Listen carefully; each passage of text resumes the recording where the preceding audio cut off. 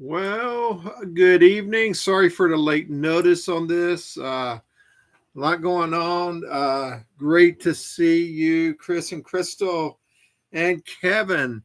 Now, Kevin is the one to blame for tonight's um, Next Steps program. This is when he suggested that we may do, and it's on community etiquette. The purpose for this is for HCOs when they come here for the very first time.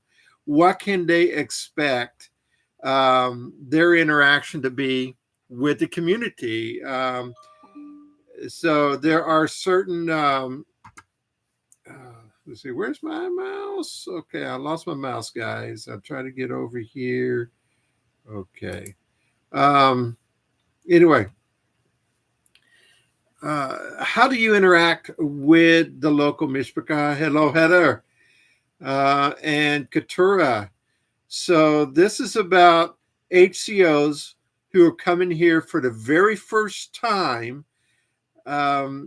How should you interact? What are some of the protocols, some of the etiquettes within our communities? I don't want you to feel out of place. I want you to feel comfortable interacting with the community here in Saginaw. So I'm going to go through some, and then this will be pretty quick, and then we'll open up for conversations. So, yes, shalom, Sergio, and Seth, and Christopher. Welcome. So, some of the etiquettes. When you come to visit, what should you bring outside of clothing? You should bring your sitter, a tanakh, and a humash if you have those things. Sitter is probably the most important one so that you can be in prayer with us and follow along in our services. The humash would be great for if we break out into a Torah study or something like that. So those are the things you should bring. One of the keys in interacting in any any Orthodox community, it's called Shomer Nagia, which is observance of touch. We do not hold hands, shake hands, touch someone of the opposite sex that is not our spouse or family member. So you will see oftentimes when you reach out to shake somebody's hand, they may be hesitant to shake your hand. Now, that doesn't mean if someone doesn't know our protocol, doesn't know that this is part of it, and they're at the synagogue and they reach out and shake our hands, we will shake their hands. The reason being is we don't want to embarrass them. Embarrassing someone is a great sin we try not to do. So even though they may not know our protocol, not to shake hands with someone of the opposite sex, if there's someone, it's their first time here, and they reach out to shake our hands, we will shake their hands. And later on, hopefully, there will be some education as to why we do not do that. So that's important to know. Hello, Eleazar and Hafsabah. We're going over community etiquette tonight. So our dress, that's very important, our dress. As Jews, we don't dress like Christians where we go to synagogue. They go to church in their shorts, their T-shirts, their flip-flops. However, we don't dress like that. We dress respectfully. We're coming into the presence of the King, presence of our HaShem. And so we dress appropriately. Now for Erev, if you're here for an Erev, a Friday evening Erev, dress in some nice slacks, shoes, a nice shirt. Some dress in suits, some don't. But they dress nicely. Nice shoes, shirt, slacks. Now for the synagogue, when you come on Shabbat to the service, if you have a suit, not everyone has suits, but if you have a suit, you should be wearing a suit. That is pretty much what we have. For men, make sure that, you're going to want your talit. Make sure you bring your talit gadol. We all wear talit katans or tzitzit. So you're going to wear those underneath your shirt. You're going to have your talit gadol. You're going to wear a kippah. We do have spare kippahs. If you forget your kippah or you don't have one, we will have a spare kippah that you can wear. Women, dresses at or below the knees or loose-fitting pants with long overshirt skirts or shirts. Necklines should not be much lower than your collarbone. I'm getting all of these from my wife, from Shoshana. The sleeve length should be at the elbow or below. Married women wear a tekel or wigs or a hat. So shawls, if you want to, some women like to cover their heads during prayer with a shawl. If you like to do that, bring a shawl. Women do not don a talit gadol. That is not Jewish custom. And so we do not do that. Our halakha is not, women don't wear shawls. You'll see that maybe in some conservative or some very liberal congregations. But we do not do that. Women don't wear a talit gadol. Okay. So we have covered dress on Shabbat. The reverence of the service, that's important. We don't use our cell phones. In fact, I just recently put this block on my cell phone that from Shabbat Erev, right before Erev, lighting candles till Havdalah, my phone is blocked. The only people that get through to me would be leadership in the synagogue or my personal family members. So could get through to me, but that's it. So if you try to call me or text me on Shabbat, I won't answer you. And the same way with WhatsApp, I have a tendency to try to stay off of WhatsApp on Shabbat. So you will rarely ever see me comment on WhatsApp. So there's a reverence that comes with our Shabbat, especially our services. When you come to our service on Shabbat, if you are late, if you don't come early, if you're late and it's time right where we would recite the Shema, you will be asked to go into the Judah room, and the service will be on the TV in there. And then after the Amidah, the Shemona Esrei, the standing prayer, when that is done and we go into worship, then you can go back into the service for worship and the rest of the service. The reason we don't do that is when you're standing, when you're doing the Amidah, you're not to be interrupted. You're not to talk to anybody else. And so we want to keep the interruptions down to an absolute zero, if at all possible. So make sure you get there early. We start at 10:30, our services, so you can get there 10-ish. So we also, topics of conversations, we stay away from mundane conversations. We don't talk about, we try not to. I mean, it's hard. We all have our habits that we've grown up with, but we really tend to try to stay away from work issues, work conversations, what you're going to be doing in the coming week, or maybe what you did in the previous week. We try to stay away from those sort of conversations and move our conversations more to Torah topics, life as a Jew topics, politics. Yes, definitely. We stay away from politics. It's yes, we stay away from that if at all possible. Into service, no loud shouting. No praise the Lord, hallelujah, right on, Rabbi. We're not going to do those sort of things into service. You will see people will interact with Rabbi. He welcomes those interactions during his drosh, but no running spirit. That's right. No laughter. No falling down laughing. Yes. So we want to make sure that we maintain a level of reverence in our time together on Shabbat. Another thing that happens oftentimes is people want to purchase things from the fig tree. We don't buy on Shabbat at all. And so what you may want to do is set up an appointment with Couture. Say you're going to be here a day early or a day later or something like that. Reach out to Couture, talk to her.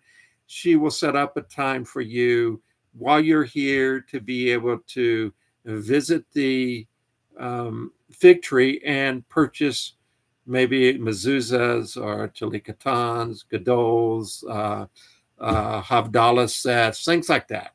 So keep us. So just call her and schedule time to meet. So events. So if you're coming early and you're coming to Oneg, or you're coming maybe to an Erev, you've been invited to go to an Erev. We don't worry about food. We have plenty of food. We cook. You're our visitors. If you want to bring something, probably something that'd be nice to bring is a nice bottle of wine. So that would be good. So let's see. Don't worry about the food. While you're here, be inquisitive. Ask questions. Take notes. Just fold right into the mishpachah. We will welcome you. We'll love on you. If you have questions, yes, Matyahu, engage with us. Don't feel shy. There are no stupid questions. Even though some people think there really are. The only stupid question is the question that was not asked. So make sure you ask and learn while you're here. It's a great time if you're with people for Erev.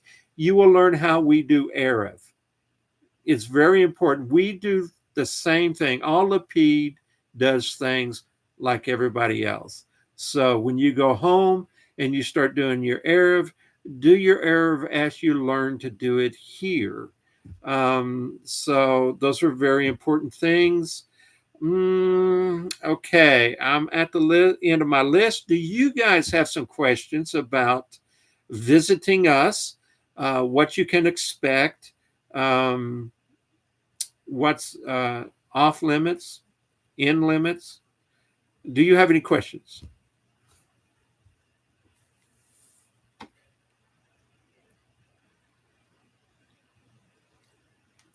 Boy, did I cover them all? No questions? Were I that complete? Yes, Hepzibah, don't be a nutcase. We would love you to visit, Heather. Reach out to us, to the leadership, or however, reach out, and we would love to have you visit. We will help you. I mean, if we know, I think we have a list of local hotels. There are some people that put others up in their homes while they're here. But yeah, we would love to have you visit. Love to have all of you visit, all our HCOs. I think we're probably half and half on the chat here between HCOs and HCLs. You want to come see our chickens? Oh, that's funny. Yes. See our chickens and our goats, our dogs and our cats. I was out yesterday morning, and I walked down to the end of our driveway, and we have this little kind of pasture area. and not big, probably an acre or two. And there were 11 deer there, and I just love watching the deer. And on my way back, there's 2 rabbits that ran across the yard, and I'm always looking at the road runners. We have road runners. So yeah, we kind of live we have snakes, of course. So anyway, but we have all of those things. We do need a shoket. Absolutely. We're praying for that. One of these days, someone is going to take that job on themselves, learn how to be a shoket. So, Christopher, you're moving into your new place October 1st. You need everything. I mean, everything from Talikatan to Mezuzah. Well, we'll see what we can do. We'll be praying for you on that. My first road runner, one of my videos. Okay. Zimmerot are no longer at some Shabbat tables. Also, many will pray Moriv after the meal. Indian. We have Zimmerots. You should use our Zimmerot for your Erev. So some pray Moriv after. That is true. Okay. Anything else? I'm devolving. I'm looking for something to say. So I'm talking about goats and chickens and deer and bunnies and you name it. So no more questions. Well, this is a short next steps, and I want you guys to come and visit us. Really plan on it. If you have to plan for events six months a year, just to get maybe your finances or getting time off of work, whatever it takes, plan to come visit. We would love to have you there. We love all of our HCOs when they come, just to get to meet you, just get to spend time with you, talk with you. It makes our week. Any suggestions for when one is out in public? Yes, dress should be the same. You dress as a Jew, whether you're in the synagogue or out in the public. You may not dress in a suit or, I normally dress in a short sleeve shirt and blue jeans because I'm always working around the house or doing things like that. So,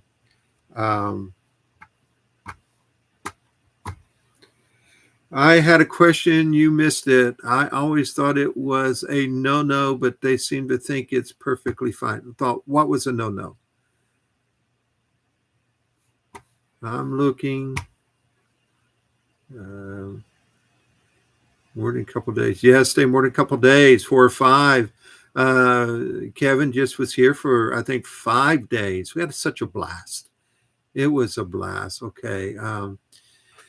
Sideburn Soldiers had a question. You missed it. You thought it. Let me see. Go back up. Sideburn. I don't see your question. I do not see your question. Sorry about that. Okay. I had a question. You missed it. Okay. On the kosher labels question. I don't see it either. Okay. There are, you want to make sure when you buy things, they have a kosher hexture. We probably are going to do a video on that. I was talking to Rabbi about it. I think they're going to do a shopping video, actually take you into a grocery store and show you how to shop, looking for kosher. Not everything that is kosher has a kosher hexture. Vegetables don't have kosher hexture. Not fish, salmon don't have kosher hextures. Now, if you're buying meat like a chicken or beef or stuff like that, or lamb, you want to make sure it has a kosher hexture on it. So things like that. There are many different kosher hextures. You can Google those. I have. Okay.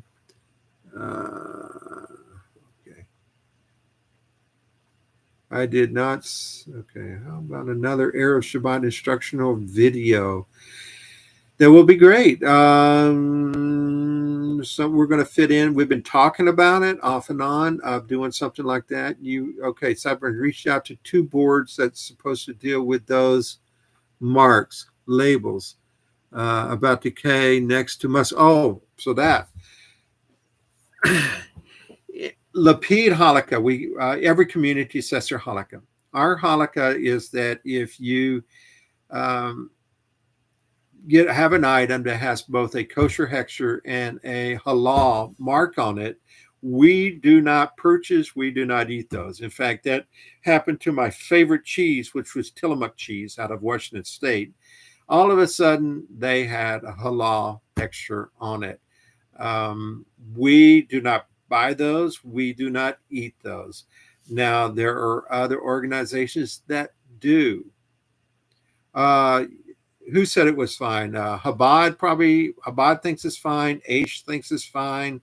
But we do not, because halal is from a idolatrous religion. And therefore, in order for it to get a halal hechsher, there are idolatrous things that are said, done, music that's played, things like that along with the producing of that food.